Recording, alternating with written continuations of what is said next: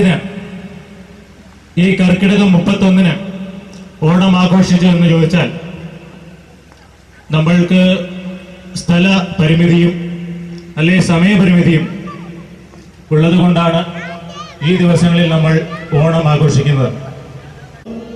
ഞങ്ങൾ ഏതൊക്കെ ദിവസം സംഘടിക്കുന്നുവോ, ഏതൊക്കെ ദിവസം എവിടെയെങ്കിലും ഇറങ്ങാൻ ആഗ്രഹിക്കുന്നുവോ, അദ്ദേഹം ആ ദിവസങ്ങളിലെല്ലാം വന്ന് ഞങ്ങളോടൊത്ത് വളരെയധികം സഹകരിക്കുന്ന ഒരു വ്യക്തിയാണ്. അദ്ദേഹത്തെയും ഞാൻ വേദിയിലേക്ക് സ്വാഗതം ചെയ്തു കഴിഞ്ഞു. എന്നാലും ഞാൻ സ്വാഗതം ആശംസിക്കുകയാണ് അദ്ദേഹത്തിന്. അടുത്തതായി ഇവിടെ കൂടിയിരിക്കുന്ന നിങ്ങൾക്ക് ഓരോരുത്തർക്കും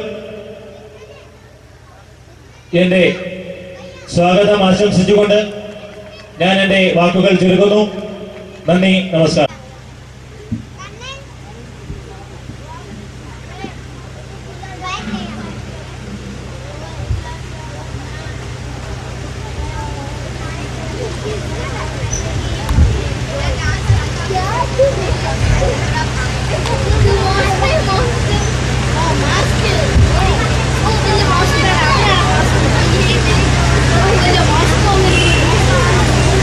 ലക്ഷ്മിനഗർ Malayali arts and sports club president Shri അഡോഫ് Mathew,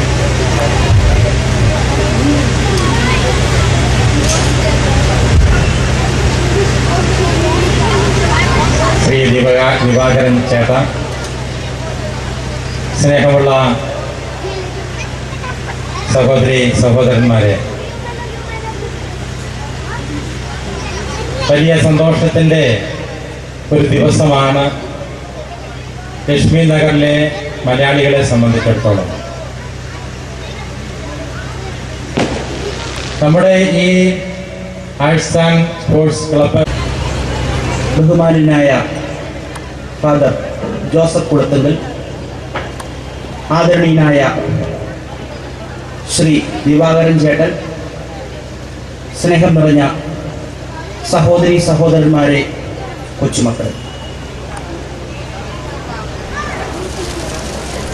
ആദ്യമായി ലക്ഷ്മിനഗർ ആർട്സ് ആൻഡ് സ്പോർട്സ് ക്ലബിൻ്റെ ഏറ്റവും സ്നേഹം നിറഞ്ഞ ഓണാശംസകൾ ഞാൻ നിങ്ങൾക്ക് നേരുകയാണ്.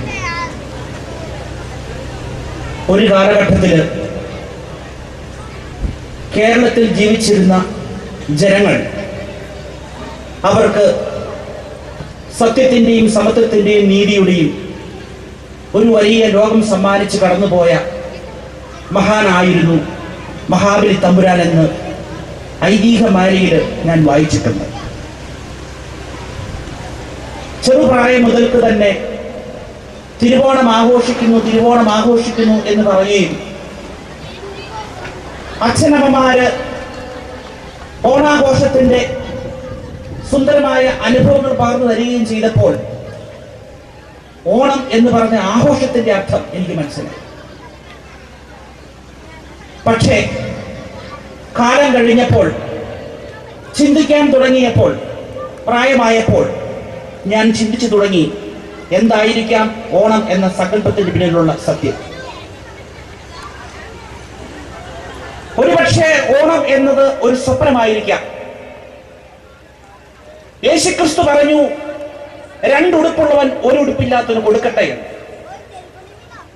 കാലഘട്ടങ്ങൾ കഴിഞ്ഞിട്ടും ഇന്നും അതൊരു സ്വപ്നമായിട്ട് അവശേഷിക്കുകയാണ്. കാറൽ മാർക്സ് പറഞ്ഞു, അന്യന്റെ ശബ്ദത്തെ സംഗീതം പോലെ ശ്രമിക്കുന്ന കാലഘട്ടത്തെ ഞാൻ സ്വപ്നം കാണുന്നുവെന്ന്. ഒരുപക്ഷെ മഹാന്മാർ കണ്ട പോലെയുള്ള ഒരു വലിയ സ്വപ്നമായിരിക്കും ഓണം എന്ന ആഘോഷത്തിന് പിന്നിൽ